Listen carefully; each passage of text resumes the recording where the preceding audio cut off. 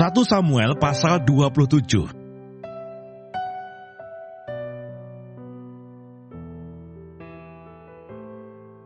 Daud di antara orang Filistin. Tetapi Daud berpikir dalam hatinya, bagaimanapun juga, pada suatu hari, aku akan binasa oleh tangan Saul. Jadi tidak ada yang lebih baik bagiku, selain meluputkan diri dengan segera ke negeri orang Filistin. Maka tidak ada harapan bagi Saul untuk mencari aku lagi di seluruh daerah Israel, dan aku akan terluput dari tangannya. Bersiaplah Daud, lalu berjalan ke sana, ia dan ke-600 orang yang bersama-sama dengan dia itu, kepada Akis bin Mauh, raja kota Gad. Daud dan semua orangnya menetap pada Akis di Gad, masing-masing dengan rumah tangganya. Daud dengan kedua orang istrinya, yakni Ahinoam perempuan Yisrael, dan Abigail, bekas istri Nabal, perempuan Karmel. Setelah diberitahukan kepada Saul bahwa Daud telah melarikan diri ke Gad, ia tidak lagi mencarinya. Berkatalah Daud kepada Akis, jika kiranya aku mendapat belas kasihanmu, biarlah diberikan kepadaku tempat di salah satu kota di tanah datar, supaya aku tinggal di sana. Mengapa hambamu ini tinggal padamu di kota kerajaan ini? Maka pada hari itu, Akis memberikan Siklak kepadanya. Itulah sebabnya Siklak menjadi kepunyaan raja-raja Yehuda sampai sekarang. Dan lamanya Daud tinggal di daerah orang Filistin adalah 1 tahun 4 bulan. Maka Daud dan orang-orangnya bergerak maju dan menyerbu orang Gesur, orang Girsi, dan orang Amalek. Sebab orang-orang inilah penduduk negeri itu yang membentang dari Telam ke arah Sur sampai tanah Mesir. Apabila Daud memusnahkan negeri itu, seorang pun tidak dibiarkannya hidup, baik laki-laki maupun perempuan. Ia merampas kambing domba, lembu, keledai, unta dan pakaian. Kemudian pulanglah ia dan kembali kepada Akis. Jika Akis bertanya, di mana kamu menyerbu pada hari ini? Maka jawab Daud, di tanah Negeb Yehuda, atau di tanah Negeb orang Yerahmeel, atau di tanah Negeb orang Keni. Daud tidak membiarkan hidup seorang pun, baik laki-laki maupun perempuan, untuk dibawa ke Gad. Sebab pikirnya, jangan-jangan mereka mengabarkan tentang kami dengan berkata, beginilah dilakukan Daud. Itulah kebiasaannya selama ia tinggal di daerah orang Filistin. Tetapi Akis mempercayai Daud, sebab pikirnya, tentulah ia telah membuat diri dibenci di antara orang Israel bangsanya. Ia akan menjadi hambaku sampai selamanya. 1 Samuel pasal 28.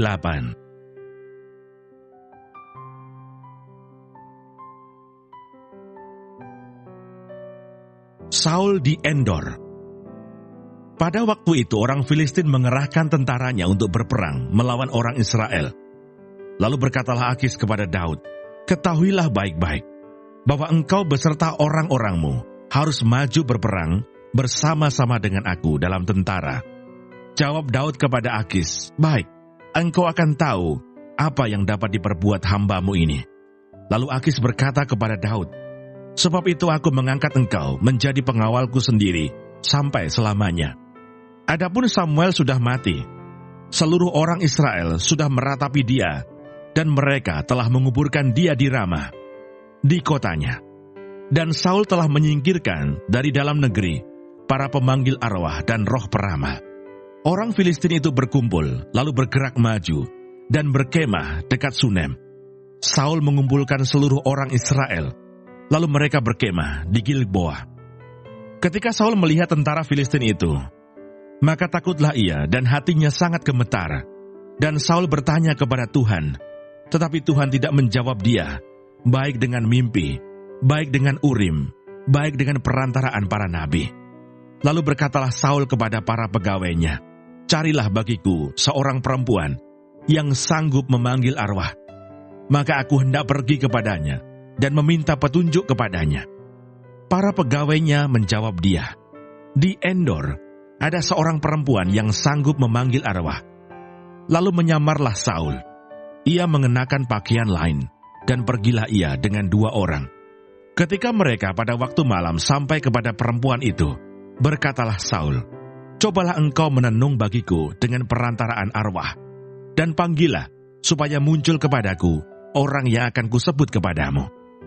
Tetapi perempuan itu menjawabnya, tentu engkau mengetahui apa yang diperbuat Saul, bahwa ia telah melenyapkan dari dalam negeri para pemanggil arwah dan roh peramal.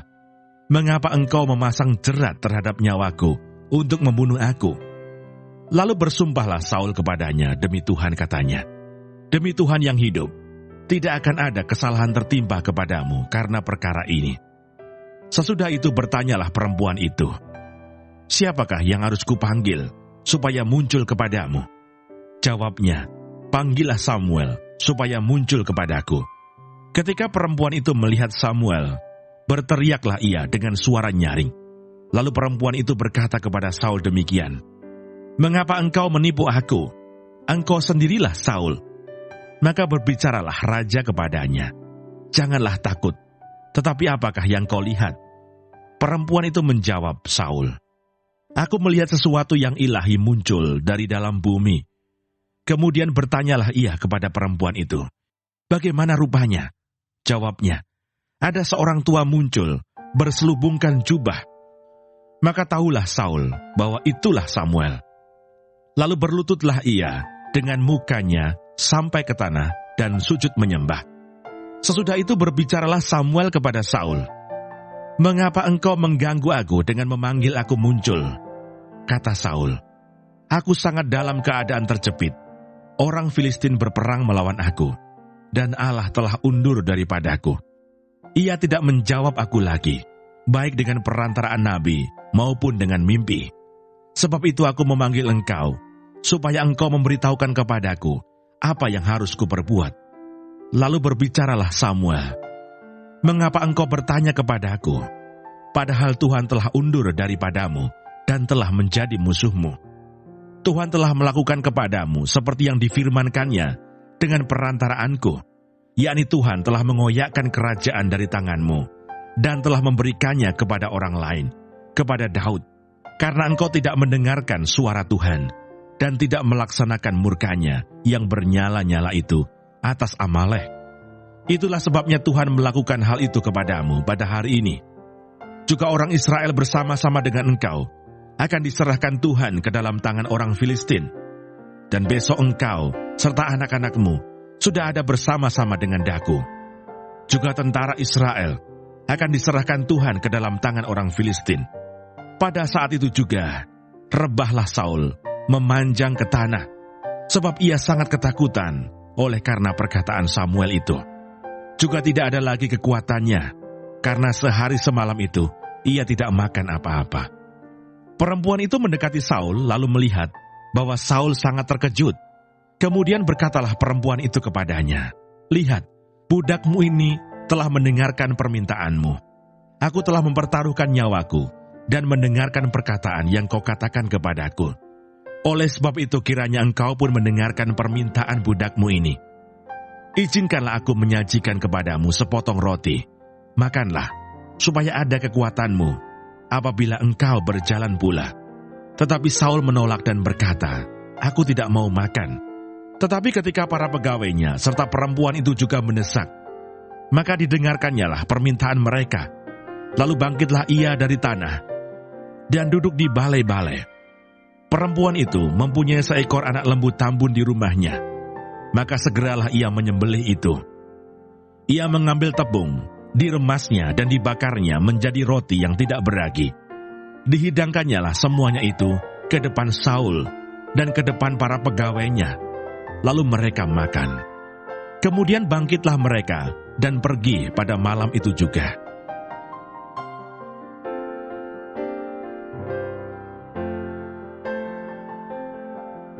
Satu Samuel pasal 29.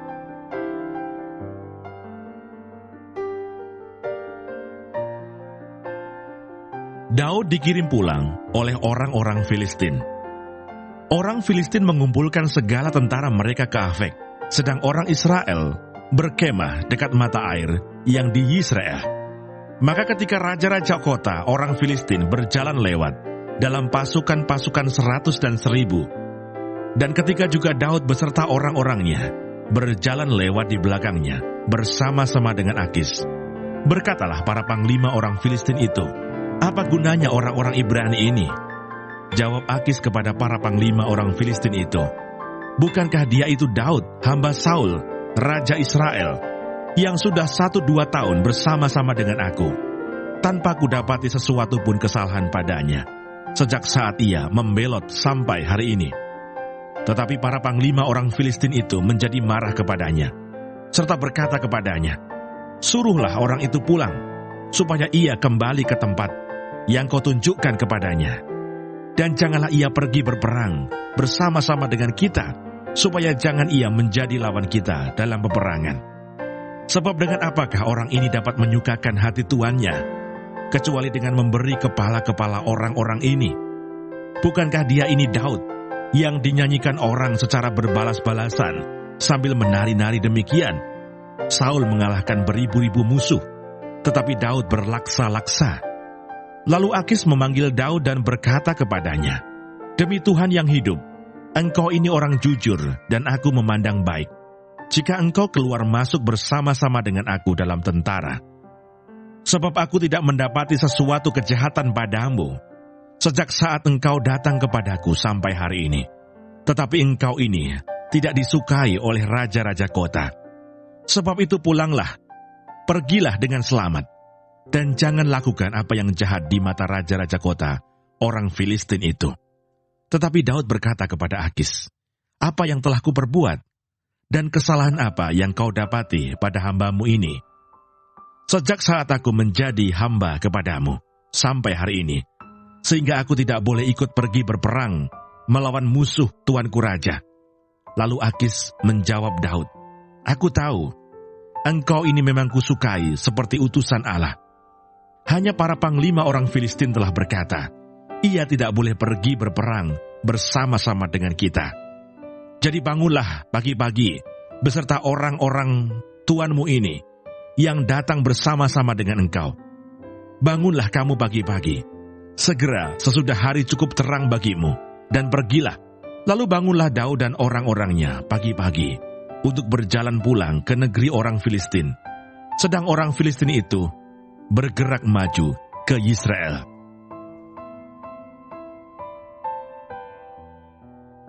Satu Samuel pasal 30.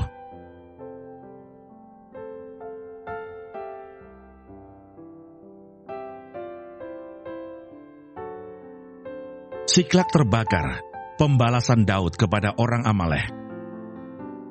Ketika Daud serta orang-orangnya sampai ke Siklak pada hari yang ketiga, orang Amalek telah menyerbu tanah Negeb dan Siklak.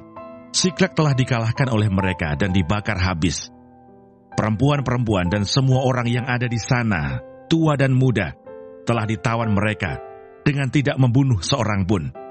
Mereka menggiring sekaliannya, kemudian meneruskan perjalanannya. Ketika Daud dan orang-orangnya sampai ke kota itu, tampaklah kota itu terbakar habis, dan istri mereka serta anak mereka yang laki-laki dan perempuan telah ditawan. Lalu menangislah Daud dan rakyat yang bersama-sama dengan dia itu dengan nyaring, sampai mereka tidak kuat lagi menangis. Juga kedua istri Daud ditawan, yakni Ahinoam perempuan Yisrael dan Abigail bekas istri Nabal orang Karmel itu. Dan Daud sangat terjepit karena rakyat mengatakan hendak melempari dia dengan batu. Seluruh rakyat itu telah pedih hati, masing-masing karena anaknya laki-laki dan perempuan. Tetapi Daud menguatkan kepercayaannya kepada Tuhan Allahnya. Lalu Daud memberi perintah kepada Imam Abiatar bin Ahimelech, "Bawalah efod itu kepadaku." Maka Abiatar membawa efod itu kepada Daud. Kemudian bertanyalah Daud kepada Tuhan, katanya, "Haruskah aku mengejar gerombolan itu? Akan dapatkah mereka kususul?" Dan ia berfirman kepadanya, "Kejarlah, sebab sesungguhnya engkau akan dapat menyusul mereka dan melepaskan para tawanan." Lalu pergilah Daud beserta ke-600 orang yang bersama-sama dengan dia, dan sampailah mereka ke sungai Besor. Sementara orang-orang yang mau tinggal di belakang berhenti di sana. Maka Daud melanjutkan pengejaran itu beserta 400 orang. 200 orang yang terlalu lelah untuk menyeberangi sungai Besor itu berhenti di sana. Kemudian mereka menemui seorang Mesir di padang, lalu membawanya kepada Daud. Mereka memberi dia roti, lalu makanlah ia. Kemudian mereka memberi dia minum air, dan memberikan kepadanya sepotong kue ara dan 2 buah kue kismis. Dan setelah dimakannya, ia segar kembali, sebab ia tidak makan dan minum selama 3 hari 3 malam. Kemudian bertanyalah Daud kepadanya, "Budak siapakah engkau dan dari manakah engkau?" Jawabnya, "Aku ini seorang pemuda Mesir, budak kepunyaan seorang Amalek.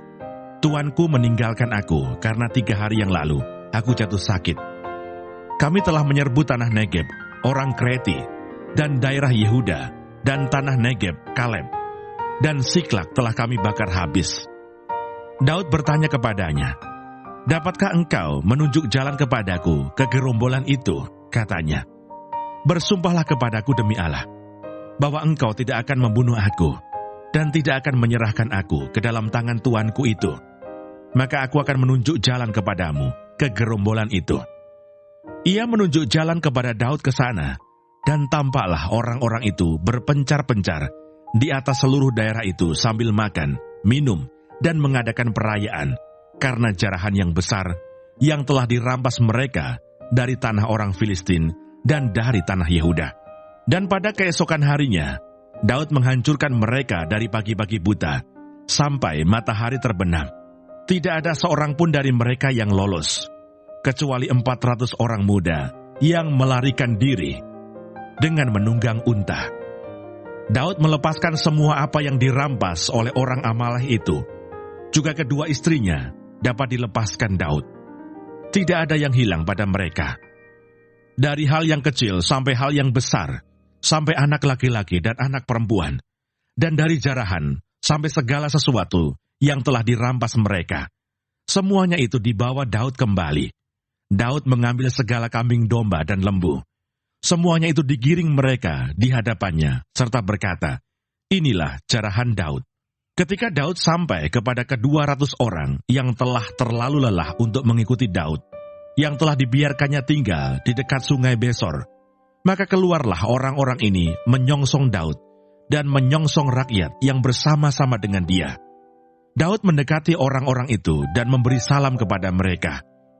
Kemudian mulailah berbicara semua orang jahat dan orang dursila di antara orang-orang yang ikut pergi bersama-sama dengan Daud itu, katanya, "Karena mereka tidak ikut pergi bersama-sama dengan kita, janganlah kita berikan kepada mereka apa-apa dari jarahan yang kita selamatkan itu, kecuali kepada masing-masing mereka, istrinya dan anak-anaknya.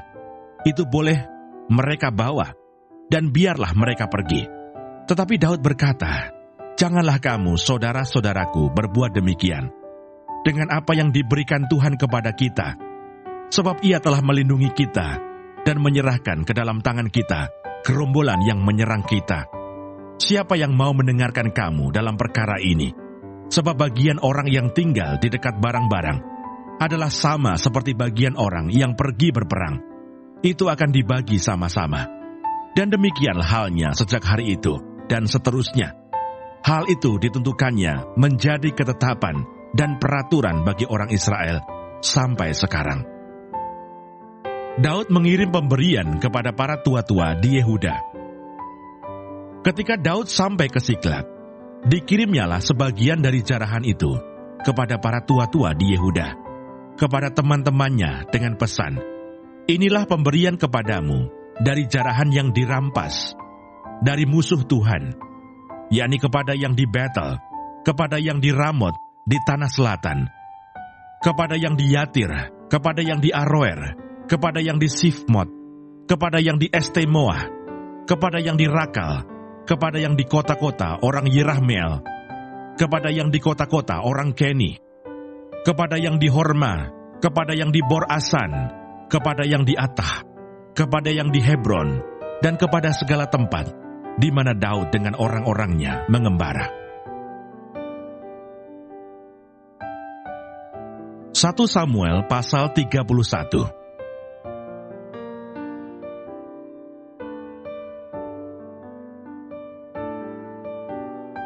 Saul mati. Sementara itu orang Filistin berperang melawan orang Israel. Orang-orang Israel melarikan diri dari hadapan orang Filistin, dan banyak yang mati terbunuh di pegunungan Gilboa. Orang Filistin terus mengejar Saul dan anak-anaknya, dan menewaskan Yonatan, Abinadab, dan Malkisua, anak-anak Saul. Kemudian makin beratlah pertempuran itu bagi Saul. Para pemanah menjumpainya dan melukainya dengan parah. Lalu berkatalah Saul kepada pembawa senjatanya, "Hunuslah pedangmu dan tikamlah aku, supaya jangan datang orang-orang yang tidak bersunat ini menikam aku dan memperlakukan aku sebagai permainan."